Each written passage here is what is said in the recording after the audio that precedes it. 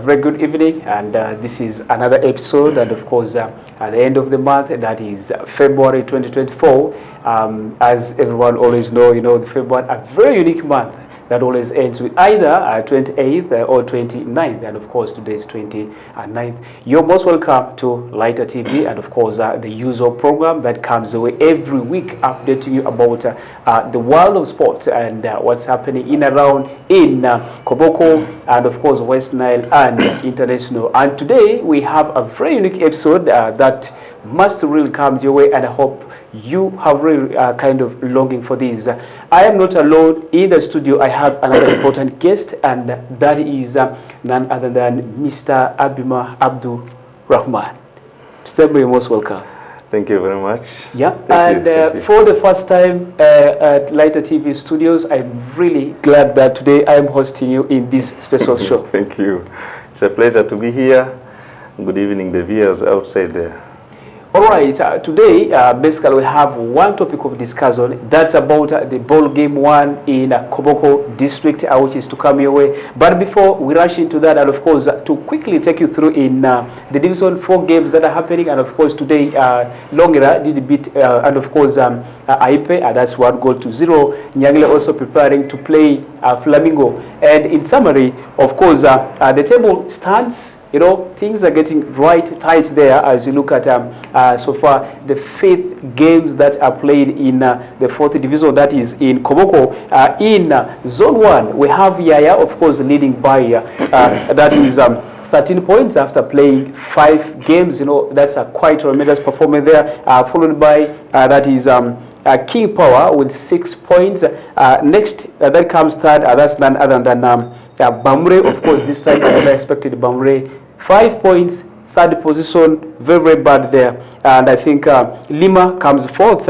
We have Mighty Lions, Aipe, Proline, this time Longera, with only 1 point, shocking the bottom there. So shocking, and I think they will improve. And on Zone 2, and of course we have Borderview, this time doing very, very well. 4 games, clean sheets. Those are 4 wins, 12 points, followed by that is Flamingo with 8 points, of course, playing also 4 games, and then Nyangile Super Eagles, this time dropping points, much as they played 4 games, and of course they did have a draw, something I never expected, and I hope things will get on track. The 4th position we have Lurujo, and then Kimu United coming also in the 5th position with 4 points there. Oraba, 2 points, and of course Equatorial. I never expected maybe things will turn in for Team Uraba this time. The viewer outside there, as I said, one topic we're going to talk about today, that's about the secondary school games in Koboko. Aware that 26th, just like 2 weeks, let me say 2, because 1 week in most cases we put for preparations and so on. Quite 3 weeks into the kickoff, I mean 26th of March to 1st. That's when the games will start. And for now, I want to start with Mr. Abima. Of course, this time I know there are changes. Are we going to have the usual tournament, ball game 1 and ball game 2? Yeah, thank you very much, Mr. Swaib, my host for this evening. Once again, good evening, listeners out there. As you've said, actually, preparations are in high gear for the USSSA Ball Games 1 activities across the nation. And by the way, one of the very important things about today was that today, 29th, was supposed to be the day, the deadline for online registration was supposed to expire. That is for the schools. Yeah, but before, the hiccup that has been there continues. The good news is that the National Organizing Committee has had a consideration, and as we are here, the online registration has been extended by 7 days, and now the portal will close on the 7th day of March. I think this is one thing that somebody who is really interested in secondary school games will be eager to hear, because already you heard in our last meeting, there were many concerns that the games teachers were raising about the senior 1 students who are still reporting, about the senior 5 students, and the general outlook that the schools have. About the activities that we're going into this year, as a zone, we and of course as a nation, we are going into ball games 1 strictly. And when we say ball games 1, this is purely football. We're going to have football for both boys and girls. Yeah. And unlike what has been happening in the previous years, the discipline of netball has been taken to its rightful timing, and that will be in second term. But of course, that does not mean that a team should not train. They can train, but then the competitions will be in second term together with the other activities under that calendar. That is volleyball, handball, athletics, and so on. So for first term, we are actually just planning for ball games 1. Yeah, I think, you know, when you just hear ball games 1, ball game 2, know that those are the terms, and of course this time it's only football, that is for both girls and boys. Of course, you are going to witness, of course, girls this time in Koboko playing football. By the way, how talented, and I think that is, and as you said, of course, ball game 2, it will actually, they will kick off in term 2, which is to come. And I'm actually impressed when I hear names of schools. I don't know how many schools this time are ready to participate in this tournament, particularly in Koboko district. I think that's a good one. We have around 20 schools that are there, but of course every now and then there are new schools that keep on coming. I hear there is a school called Liberty SS this side of Ludara, between Ludara and the I think Kuluba, yes. Kuluba around there. There's a school called Liberty. Yeah. Now I have Alpha. Alpha has come up. And then, of course, St. Mary's Lima, I don't know how prepared they are. And then Nyakaliso, I don't know, maybe this year they'll be able to jump into the fray. So we have approximately 20 schools. Okay. But of course, the confirmation of this can only come once the online registration is completed.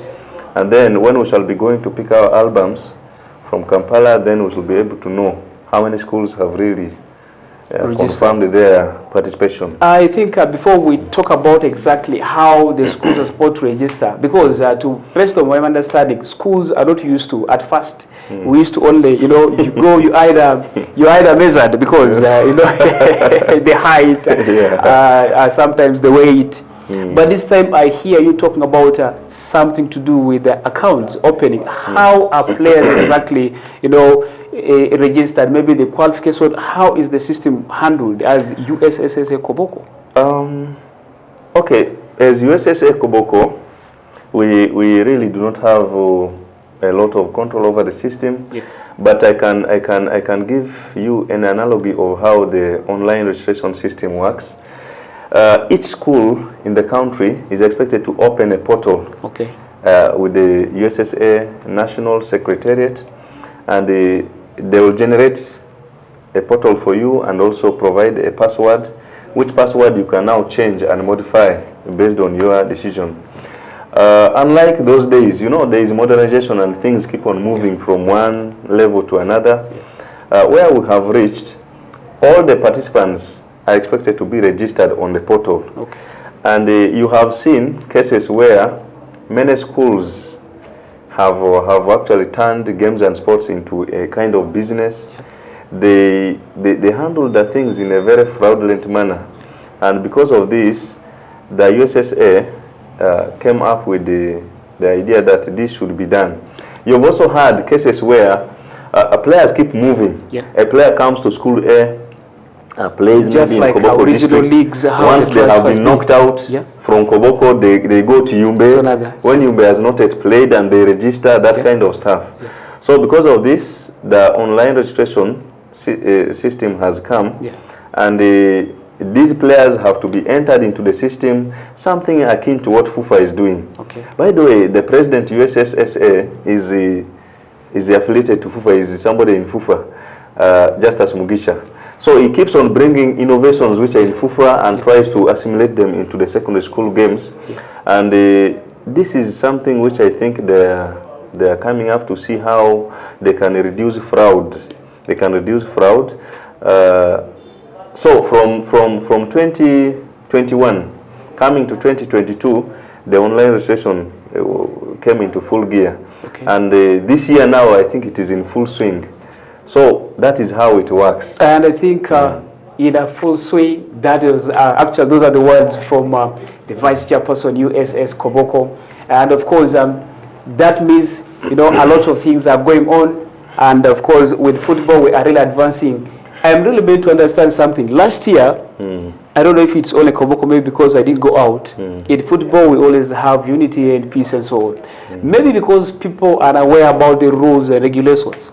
We ended up the game almost with a lot of chaos, with a lot of petty sorts, where some of the schools, honestly, I think, you know, they folded themselves out of the league, where you would still have. I don't know, as USSSA, how prepared are you this time towards, you know, issues to do with document forgery or issues to do with the violation of the rules? You know, many times when you follow what happens in Koboko, especially just surrounding games and sports, more especially football, you sometimes ask yourself questions which can perturb. Last year, just like you've said, we had the ugly situations where the basic failure to adhere to rules, flagrant failure to adhere to rules with impunity, moreover. So when you investigate this, you ask yourself who is behind this, and you will find somebody who is maybe a family head somewhere, somebody who is a father to another person, or a mother to somebody, or even a husband, or a wife. So you find mature people decide to turn the rules upside down, and this always has a very negative reverberation. It resonates very negatively. So at the end of 2023, there were those incidences. Of course, as USSA, we always try to implement the rules, and we have partners. The ASHU Koboko is one of our biggest partners. And then we also work very closely hand in hand with the district sports officer and other corporate bodies, other bodies. Talk about FUFA, especially the DFA branch. So now, once these things are done, decisions have to be made, and already decisions have been made. And now this time, how are we preparing? We are preparing by, first of all, sensitizing the masses. We are sensitizing them. We have given out the rules. We have guided them. So far, we've had 2 meetings at the general level, and we have briefed our games teachers about what we expect. And then we've had another 2 meetings at executive level. Of course, all this is in preparation to having very successful games. But one thing that is only unique with Koboko is that I think there are so many people who are eager to do the wrong thing. But now they target the games and sports period to do this wrong thing, so that it has a connotation to do with the games. But in reality, we really do not have wrong things happening in games, but only those isolated, deliberate moves by individuals. But we are ready to deal with it. I think gone are the days where you have 10 or 5 corner kicks and then they put a penalty. That's the way back. But I think you know, USS they are doing a lot in Koboko in you know, preserving the rules and regulations, and of course making football in its original position. And of course the next question that you would be thinking, where are the games going to be and when are they starting? And of course, which schools this time are in this game or are maybe likely to be? Will really, shall we keep it how it happened? And of course, that will come the next. But the viewer, let's break in for a short commercial break. When we get back, that's when we shall have the last session of the discussion. Stay tuned.